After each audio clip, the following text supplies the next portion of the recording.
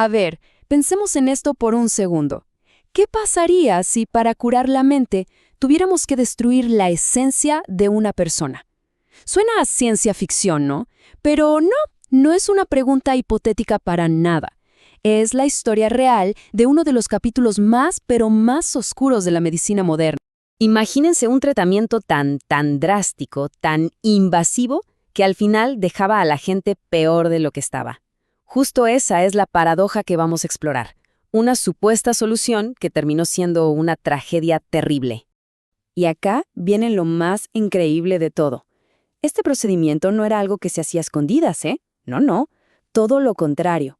Fue aplaudido por los científicos más importantes y, agárrense, hasta ganó el mayor honor que existe, el Premio Nobel de Medicina. Sí, un Nobel. Ok, vamos a meternos de lleno en esto. Para entender cómo es que una idea tan radical llegó a ser aceptada, primero tenemos que hacer un viaje en el tiempo. Hay que ver cómo era la cosa con la salud mental a principios del siglo XX. Y les adelanto, el panorama era desolador. Miren, en esa época los hospitales psiquiátricos, los famosos asilos, eran lugares de pura desesperación. Los tratamientos eran súper primitivos. Básicamente se trataba de aislar a los pacientes, de sujetarlos. No había medicamentos que de verdad funcionaran para los síntomas más graves, como las alucinaciones o la agresividad. Y claro, las instituciones estaban a reventar, llenísimas de gente sin ninguna esperanza real de recuperarse. Y claro, esta situación generó una presión social tremenda. Las familias estaban desesperadas, los costos eran altísimos, se necesitaba una solución y se necesitaba ya. El mundo médico estaba, digamos, contra la pared, buscando un milagro que por lo menos calmara a los pacientes, que los hiciera más manejables. Y bueno, de toda esa desesperación surgió una idea, una que prometía ser la respuesta a todo. Un procedimiento quirúrgico que iba a actuar directamente en el cerebro. Hablemos de la lobotomía. Fue desarrollada en 1935 por un neurólogo portugués, Egas Moniz, y la idea era radicalmente simple. La teoría era que si cortabas ciertas conexiones de nervios en el lóbulo frontal del cerebro, podías curar la enfermedad mental. Así de simple.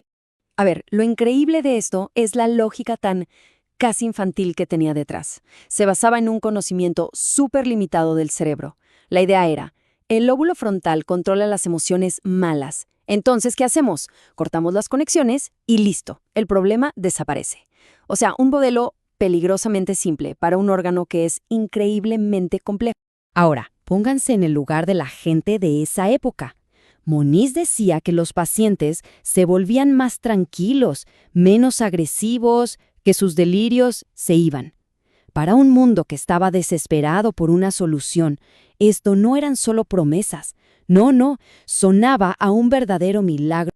Pero aquí es donde la historia se pone muy oscura.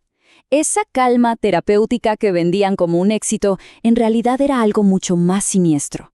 Lo que los médicos llamaban calma, las familias lo veían como la destrucción total, absoluta, de la personalidad de sus seres queridos. Entonces, ¿cómo es que esta tragedia no solo siguió, sino que encima fue celebrada al más alto nivel? Esta es, quizás, la parte más desconcertante de toda la historia. La popularidad del procedimiento fue explosiva. Para los años 40 y 50 se hacían decenas de miles de lobotomías. Se convirtió en una práctica súper común en los hospitales psiquiátricos, sobre todo en Estados Unidos. Fíjense bien en esta cronología, porque es clave. Miren las fechas. El procedimiento se hace popular en los 40. En 1949, Egas Moniz gana el Premio Nobel. Pero, ojo, recién a finales de los 50, los estudios a largo plazo empiezan a confirmar lo que muchas familias ya sabían, que los resultados eran devastadores. O sea, el premio se entregó mucho antes de que se entendieran las consecuencias reales. Entonces, el punto clave es este. El Premio Nobel funcionó como un silenciador. Le dio una validación pero tan poderosa al procedimiento que cualquier crítica o preocupación ética simplemente se ignoraba. A ver, ¿quién iba a atreverse a cuestionar algo que había ganado un Nobel? Y esto nos lleva al corazón de la tragedia, al impacto real en los pacientes, a esas consecuencias que la comunidad médica simplemente eligió ignorar por demasiado tiempo. Esto es lo que significaba en realidad esa calma que prometían. No era paz, era un vacío. Los pacientes perdían toda iniciativa, su capacidad de sentir. Se volvían apáticos, totalmente desconectados. No era una cura, era básicamente la eliminación quirúrgica de la personalidad. Muchos, pero muchos nunca pudieron volver a tener una vida independiente. Y lo más trágico es que sí había gente que advertía sobre esto. Algunos médicos y psiquiatras vieron estos efectos terribles desde el principio, pero no les hicieron caso.